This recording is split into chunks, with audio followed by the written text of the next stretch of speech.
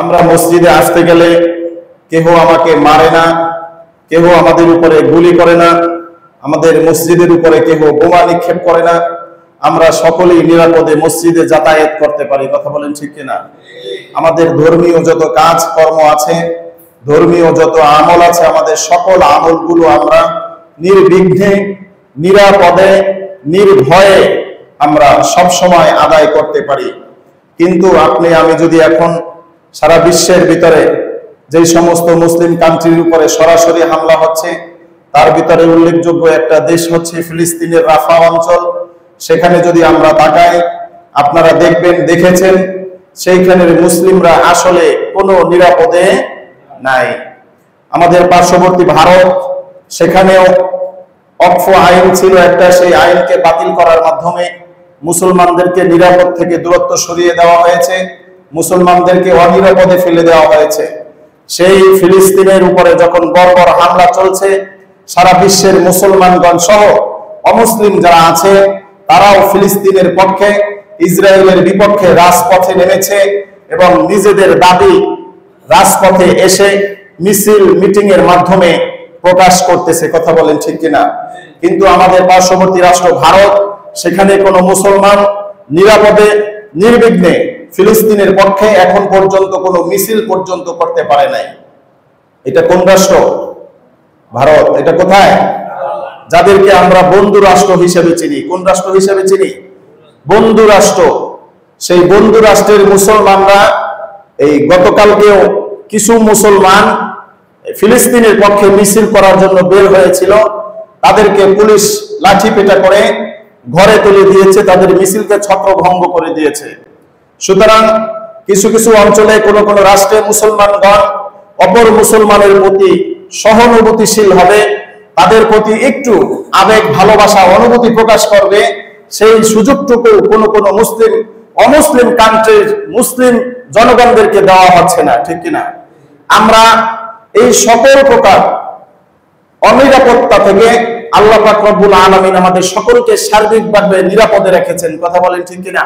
আমাদের ঈদের নামাজ, আমাদের জানাজার নামাজ, আমাদের জুমার নামাজ, আমাদের বিবাহ শাদী সহ আমাদের মুসলমানদের যত সামাজিক অনুষ্ঠান আছে, সমস্ত অনুষ্ঠানগুলো আমরা নিরাপদে পালন করতেছি।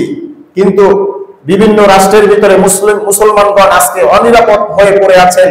তাদের কথা বলা, প্রতিবাদ করার সামর্থ্যটুকু তাদের রাষ্ট্রপ্রধান যারা আছে তারা ছিনিয়ে নিয়ে গেছে। মুসলমানদের কথা বলার ভাষাটুকু হারিয়ে ফেলেছে। এক মুসলমান অপর মুসলমানকে যে ভালোবাসা দেখাবে, সহানুভূতি প্রকাশ করবে, হামলার প্রতিবাদ করবে, সেই সুযোগটুকু কোন কোন রাষ্ট্রে মুসলমানদেরকে দেওয়া হচ্ছে না। আল্লাহ পাক রব্বুল আলামিন আমাদের সকলকে এহেন পরিস্থিতিতে এখনো আমাদেরকে প্রতিবাদ করার ভাষা, জবানের ভিতরে প্রতিবাদের ভাষা এখন পর্যন্ত আল্লাহ তাআলা জারি রেখেছেন। এই জন্য জোরে সোরে আরেকবার শুকর আদায় করি, আলহামদুলিল্লাহ। আমরা এখনো প্রতিবাদ করার সক্ষমতা রাখি, আমরা প্রতিবাদ করতে পারতেছি, পারি কি পারি না? আমরা প্রতিবাদের জন্য রাজপথে নামতে পারি কি পারি না? পারতেছি। আল্লাহ পাক রব্বুল আলামিন আমাদের সকলকে আমাদের এই স্বাধীনতা, আমাদের এই প্রতিবাদের ধারাবাহিকতা বজায় রাখার তৌফিক দান করুক বলি আমিন। সম্মানিত মুসল্লিয়ানে কেরাম, আমরা সকলেই অবগত আছি যে আমাদের ফিলিস্তিনের মুসলমান ভাইদেরকে কিভাবে বোমার আঘাতে উড়িয়ে দেওয়া হচ্ছে। কথা বলেন ঠিক কিনা? আপনারা একটা ভিডিও দেখেছেন, হয়তো অনেকে দেখেন নাই, যে এক জায়গায় বোমা হামলা করা হয়েছে রাফা অঞ্চলের কোন এক স্থানে। সেই বোমার আঘাতে কিছু মানুষ বোমার সাথে আসমানে উড়ে গেছে। আপনারা এই ভিডিওটা দেখেছেন? মানুষগুলো বোমার আঘাতে আকাশে উড়ে গেছে, আবার সেখান থেকে পড়ে গিয়েছে। এইটা কি কোনো বর্বরতা নয় কি? কথা বলেন, এইটা কি কোনো জুলুম কিনা? এই যে হামলা করতেছে মুসলমানের উপরে, এইটা জুলুম কিনা? এইটার মাধ্যমে মানবাধিকার যেটা আছে এটা লঙ্ঘন হয় কি হয় না? আপনারা দেখবেন জাতিসংঘের অধীনে সারা বিশ্বের ভিতরে অনেক দেশের ভিতরে শান্তি রক্ষী বাহিনী তাদের মিশন পরিচালনা করে। যে দেশে শান্তির অভাব আছে, শান্তি শৃঙ্খলা, সন্ত্রাসীদের উদ্ভব বেশি, সেই দেশের ভিতরে জাতিসংঘের অধীনে শান্তি রক্ষী বাহিনী প্রেরণ করা হয়। কথা বলেন ঠিক কিনা? এটা আমরা জানি। এবং আমাদের বাংলাদেশের সেনাবাহিনীও সেই শান্তিরক্ষী বাহিনীর ভিতরে, শান্তিরক্ষী মিশনের ভিতরে অংশগ্রহণ করে বিভিন্ন দেশের ভিতরে বিভিন্ন সমস্যার সমাধান প্রকল্পে আমাদের বাংলাদেশের সেনাবাহিনীরাও কাজ করে যাচ্ছে।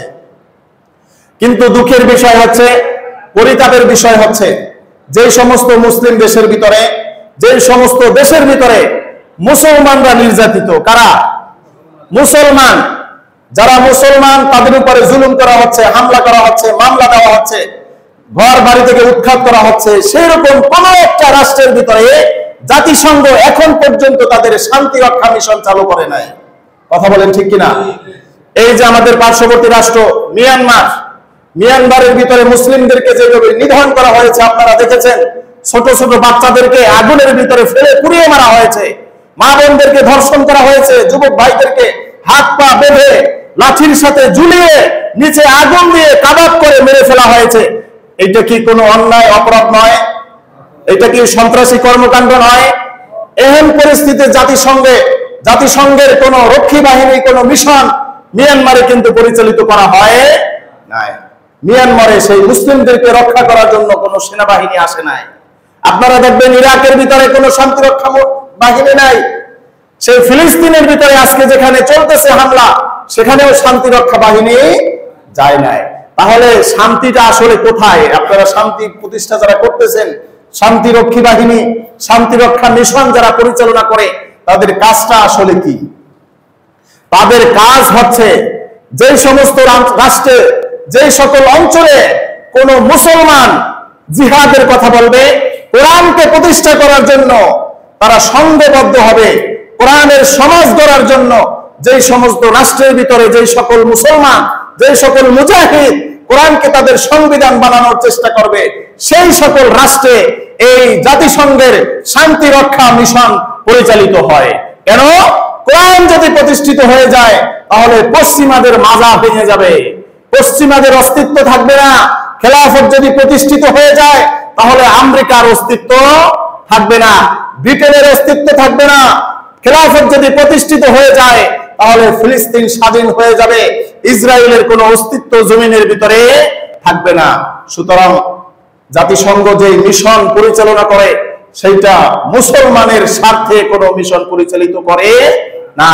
তারা যে স্বার্থটা রক্ষা করে সেই স্বার্থটা হচ্ছে ইহুদি এবং খ্রিস্টানদের স্বার্থ। কাদের স্বার্থ? ইহুদি এবং খ্রিস্টানদের স্বার্থে জাতিসংঘে কাজ করে।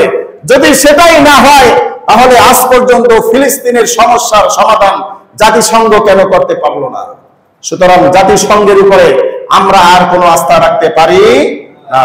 আমাদেরকে যদি সমস্যার সমাধান করতে হয় তাহলে নতুন আরেকটা জাতিসংঘ গড়ে তুলতে হবে। সেই জাতিসংঘ হবে মুসলিম জাতিসংঘ। সেই জাতিসংঘের নাম কি হবে? মুসলিম জাতিসংঘ তৈরি করা ছাড়া মুসলমানদের আন্তর্জাতিক কোনো উপায় নাই। আল্লাহ পাক রব্বুল আলামিন আমাদের যারা শাসক শ্রেণী আছে, আমরা তো দুর্বল। আমরা যদি এখানে বসে মরেও যাই, আমরা ইসরায়েলের কোনো ক্ষতি করতে পারবো? আমরা এখানে বসে বিন্দু মাত্র কোনো ক্ষতি করার সামর্থ্য আমাদের নাই। আমরা চাই সারা বিশ্বের যারা শাসক শ্রেণীর মুসলমান আছে, আল্লাহ তাআলা তাদের অন্তরে মুসলমানদের প্রতি ভালোবাসা ঢেলে দেখ, বলি আমিন। আর একটা কথা মনে রাখবেন, যুগে যুগে যারা ক্ষমতায় ছিল তারা ক্ষমতাকে পাওয়ার জন্য ইসলামকে বিসর্জন দিয়েছে। ক্ষমতার জন্য কি বিসর্জন দিয়েছে?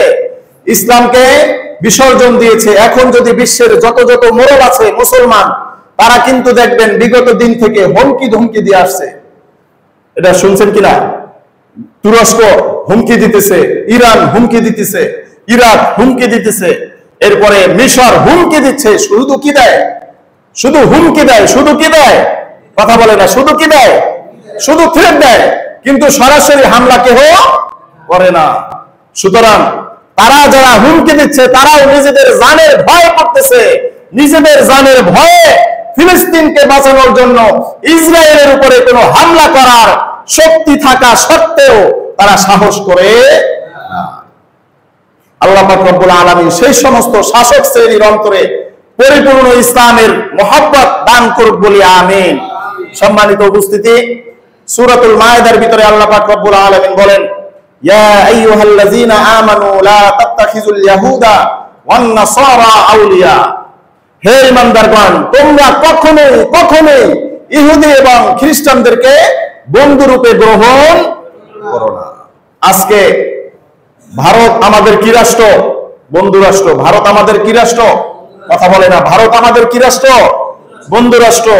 আমেরিকা আমাদের কি রাষ্ট্র? বন্ধু রাষ্ট্র। ইউরোপ আমাদের কি রাষ্ট্র? বন্ধু রাষ্ট্র। এই প্রত্যেকটা বন্ধু রাষ্ট্র সম্পর্কে আল্লাহ পাক রব্বুল আলামিন আমাদেরকে সতর্ক করেছেন যে ভারত তোমাদের বন্ধু রাষ্ট্র না, আমেরিকা তোমাদের বন্ধু রাষ্ট্র, ব্রিটেন তোমাদের বন্ধু রাষ্ট্র, ইউরোপ তোমাদের বন্ধু রাষ্ট্র, তোমাদের বন্ধু রাষ্ট্র হচ্ছে ফিলিস্তিন। তোমাদের বন্ধু রাষ্ট্রকে? বন্ধু রাষ্ট্র হচ্ছে আফগানিস্তান, তারা মুসলমান।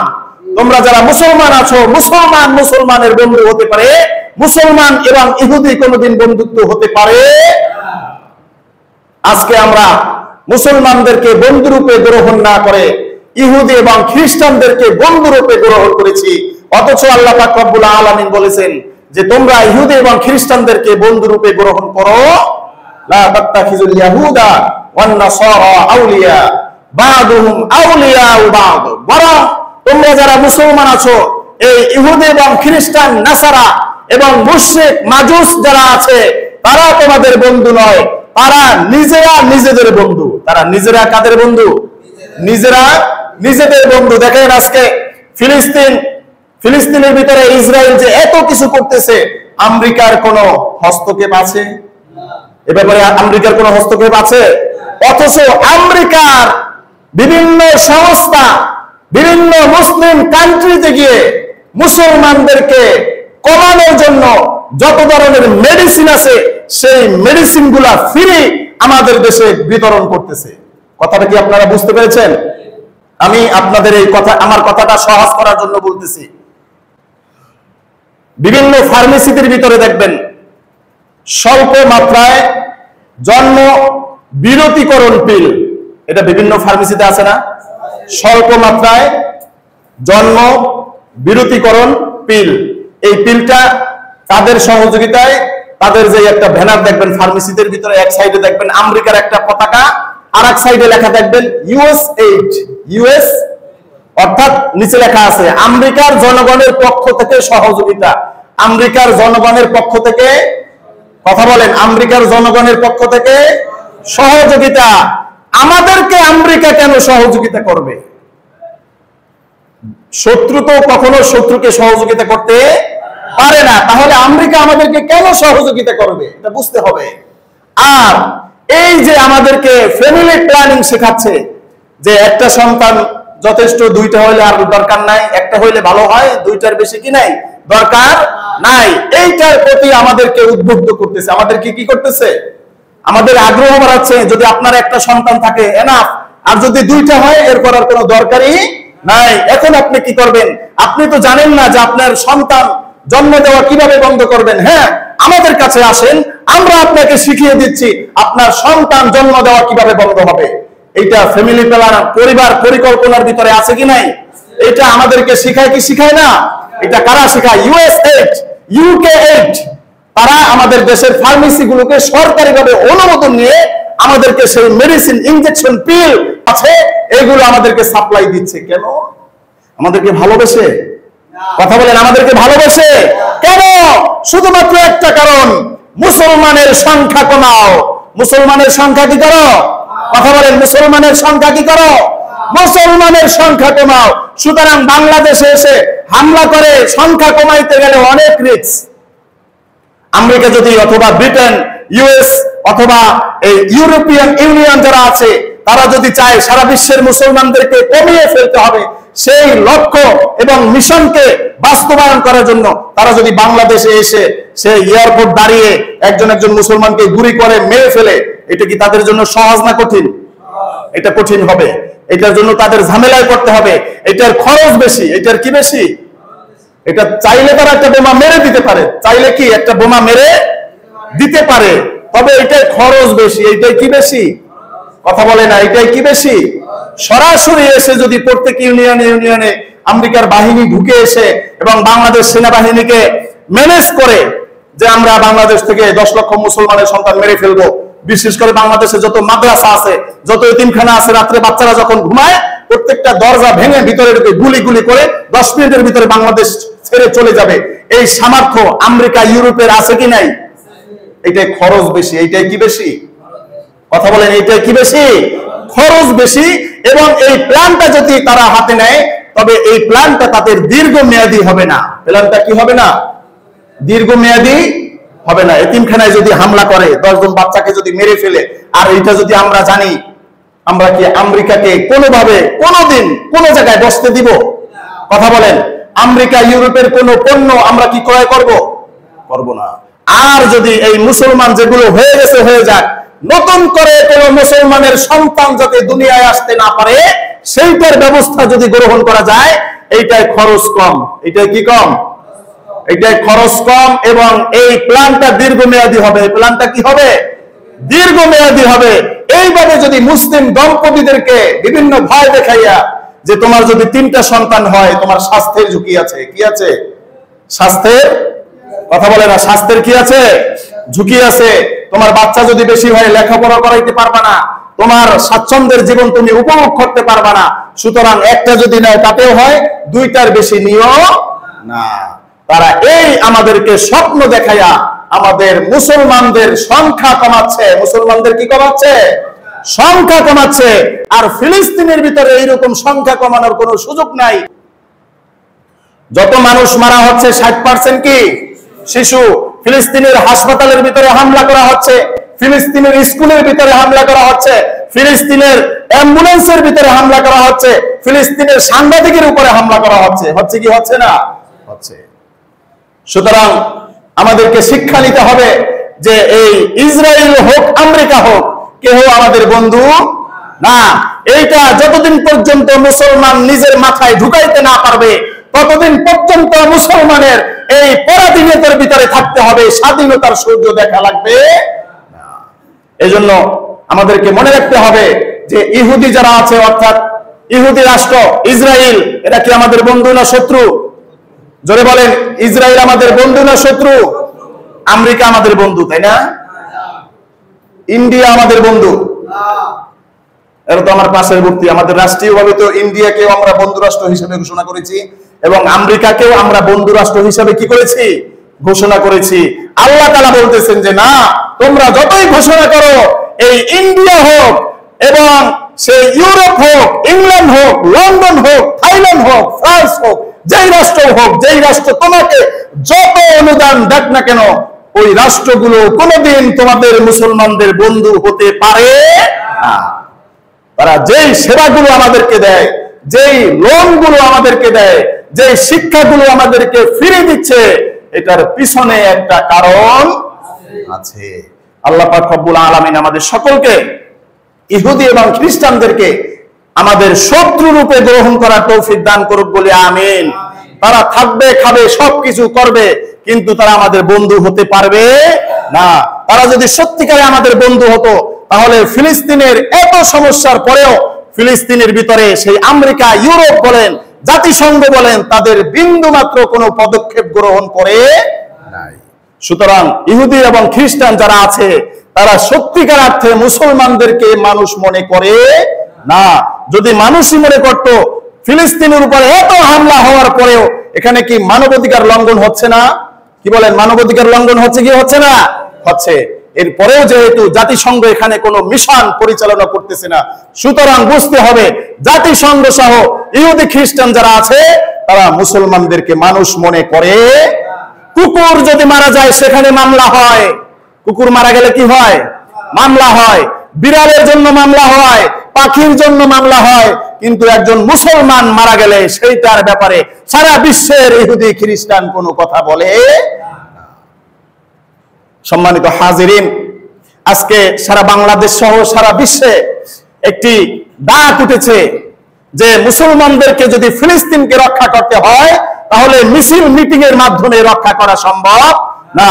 ফিলিস্তিনের উপরে যেভাবে হামলা হইতেছে, এই ইসরায়েলের উপরেও এইভাবে হামলা করা ছাড়া মুসলমানদের রক্ষা নাই। সুতরাং মুসলমানদের পথ একটাই, জিহাদের পথ বেছে নেওয়া। কিসের পথ বেছে নেওয়া? জিহাদের পথ বেছে নেওয়া। কথা বলেন, কিসের পথ? জিহাদের পথ। হাতে অস্ত্র নেওয়া ছাড়া মুসলমানদের গতি নাই। আপনি যদি হাত থেকে অস্ত্র ফেলে দেন, আপনাকে বাঁচতে হবে পরাধীন হয়ে, দাস হয়ে। কি হয়ে বাঁচতে হবে? দাস হয়ে। যে ইসরায়েলের কথা হচ্ছে, হয় দাসত্ব করো, না হয় মরো। হয় দাস হয়ে বেঁচে থাকো, না হয় কি হও? মরে যাও। মুসলমান দাস হওয়ার জাতি না। মুসলমান দাসত্ব জীবন অর্জন করে না। মুসলমান বীরের জাতি। মুসলমান তাদের জীবন দিয়ে দেয়, কিন্তু তাদের ইজ্জত বিক্রি করে না। সুতরাং সম্মানিত হাজিরিন, আমাদের বাংলাদেশ সহ সমস্ত বিশ্বের ভিতরে আমাদের হাতে যাদের অস্ত্র নেই, কিন্তু এরপরেও আমাদের হাতে একটা অর্থনৈতিক অস্ত্র আমাদের হাতে আছে। আর সেটা হচ্ছে, কোন রাষ্ট্র যদি স্বয়ংক্রিয়ভাবে শক্তিশালীভাবে গড়ে উঠতে হয়, সেই রাষ্ট্রের অর্থনীতির ভিত শক্ত থাকতে হয়। কি থাকতে হয়? যেই রাষ্ট্রের অর্থনীতি যত টেকসই, যেই রাষ্ট্রের অর্থনীতি যত মজবুত, সেই রাষ্ট্র কাঠামো ততটা কি শক্তিশালী, সেই রাষ্ট্র ততটা শক্ত হয়, সেই রাষ্ট্র ততটা ক্ষমতাশালী হয়। সুতরাং এই ইসরায়েলের রাষ্ট্র পরিচালনার যে মূল চালিকা শক্তি, সেটা হচ্ছে অর্থ। সেটা কি? কথা বলেন, সেটা কি? এই ইসরায়েলের আর্থিক ফান্ড যারা করতেছে, তার ভিতরে উল্লেখযোগ্য হচ্ছে আমেরিকা। নিঃশর্তভাবে, কোন শর্ত ছাড়া America million million, billion billion, trillion trillion অর্থ ইসরায়েলকে দিচ্ছে। কি দিচ্ছে? অর্থ দিচ্ছে, অস্ত্র দিচ্ছে, ফ্রি ইসরায়েলকে দিচ্ছে। ইসরায়েল এই অস্ত্রগুলো কি খায়, না মুসলমান মারে? কথা বলেন। আমেরিকা যে ইসরায়েলকে অস্ত্রগুলো দিচ্ছে, এই অস্ত্রগুলো কি তারা জমা রাখে, না মুসলমান মারে? সুতরাং আপনি গাছেরও খাবেন, কলারও কুড়াবেন, সেটা হতে দেওয়া যাবে না। আমেরিকা একদিকে মুসলমানদেরকে সাহায্য করে, ইউএসএইড, ইউকেইড এই নামে সাহায্য করে, আবার অন্যদিকে চুপে চুপে ইসরায়েলকে কি দিচ্ছে? অস্ত্র দিচ্ছে। সুতরাং এই অস্ত্রের ব্যবসা বন্ধ করতে হলে, এই যুদ্ধ খেলা যদি বন্ধ করতে হয়, সর্বপ্রথম কাজ করতে হবে তাদের সাথে যুদ্ধ করা। সর্বপ্রথম কাজ কি? যাদের যুদ্ধ করার সক্ষমতা আছে, যেই সকল রাষ্ট্রের, যেই সকল ব্যক্তির যুদ্ধ করার সক্ষমতা আছে, তারা সরাসরি ইসরায়েলের সাথে যুদ্ধে লিপ্ত হয়ে যাবে। আর আমরা যারা সাধারণ আছি, আমাদের সরাসরি যুদ্ধে যাওয়ার কোনো সুযোগ নাই। আমরা একটা ছোট্ট যুদ্ধ করতে পারবো, যেই যুদ্ধটার মাধ্যমে ইসরায়েল সহ তাদের যত অর্থদাতা, তাদের অর্থের যোগানদাতা যত রাষ্ট্র আছে, তাদের মাজাগুলো চাইলে আমরা ভেঙে দিতে পারি। আর সেটা হচ্ছে ইঙ্গো মার্কিন ইসরায়েলি যত পণ্য আছে, সমস্ত পণ্যগুলো বয়কট করার মাধ্যমে তাদের অর্থনীতির পাহাড়ের ভিতরে আমরা ধস নামাইয়া দিতে পারবো। এটা কি আপনাদের বিশ্বাস হয়? কথা বলেন, এটা কি বিশ্বাস হয়? আপনি ভাবতে পারেন যে আমি একটা কোক 20 টাকায় খেয়েছি, তাতে কি হয়েছে? বাংলাদেশে একদিনে যদি 1 কোটি মানুষ কোক কিনে, কয়টা কোক বিক্রি হলো? 1 কোটি কোক বিক্রি হয়েছে। বাংলাদেশের 2 কোটি মানুষ একদিনে যদি 2 কোটি 7 আপ কিনে, আপনি তো কিনেছেন একটা, আপনি কিনছেন কয়টা? বিক্রি হয়েছে কয় কোটি? 2 কোটি। এইভাবে যদি প্রত্যেক দিন বিক্রি হতে থাকে 2 কোটি করে, এখান থেকে তাদের আর্থিক ফান্ড কিন্তু চলে যাচ্ছে। কথা বুঝতে পারতেছেন?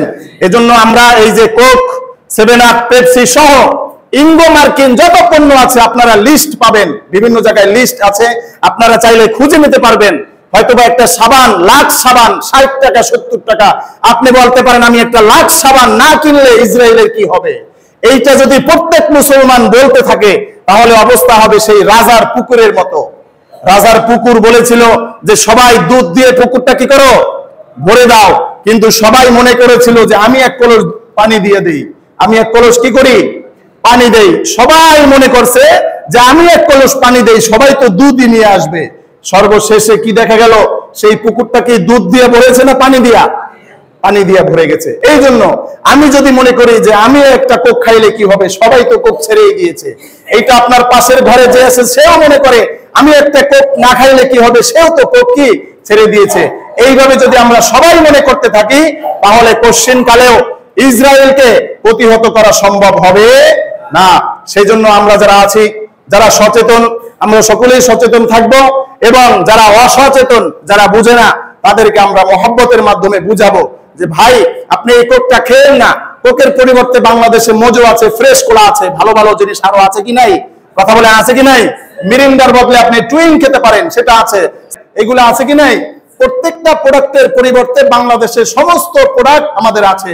এজন্য আমরা যারা সত্যিকারে মুসলমানদেরকে ভালোবাসতে চাই এবং সত্যিকারে ইসরায়েলের পতন চাই, আমরা যেহেতু সরাসরি ট্যাঙ্ক নিয়ে, ফাইটার বিমান নিয়ে তাদের সাথে যুদ্ধ করতে পারবো না, আমরা আমাদের পকেটের টাকার মাধ্যমে তাদের সাথে আমরা অর্থনৈতিক একটা যুদ্ধ করব এবং এই যুদ্ধটা আমাদের পরবর্তী প্রজন্ম পর্যন্ত চালিয়ে নিতে হবে। পরবর্তী প্রজন্ম পর্যন্ত কি করতে হবে? শুধু আমি খাবো না সেটা হবে না, আমার ছেলেকে বলে যেতে হবে যে কোনোদিন, তুমি যতদিন বেঁচে থাকো ততদিন পর্যন্ত ইহুদি খ্রিস্টানদের কোনো প্রোডাক্ট তুমি ক্রয় করবা না। আমরা যদি এইভাবে আমাদের প্রজন্মকে তৈরি করতে পারি, তাহলে একটা দিন চলে আসবে যেই দিন মুসলমানদের উপরে হাত দেওয়ার শক্তি সাহস কোন ইহুদি খ্রিস্টান করবে না। আল্লাহ পাক রব্বুল আলামিন আমাদের সকলকে মুসলমানদেরকে সত্যিকারে ভালোবাসার তৌফিক দান করুক বলে আমিন। এবং সত্যিকারে আমাদেরকেও মুসলিম হিসেবে পরিচয় দিয়ে ইহুদি খ্রিস্টানদের যত প্রোডাক্ট আছে, পণ্য আছে, সমস্ত পণ্যকে বয়কট করার তৌফিক দান করুক বলে আমিন। ওয়া আখিরু দাওয়ানা আলহামদুলিল্লাহি রাব্বিল আলামিন।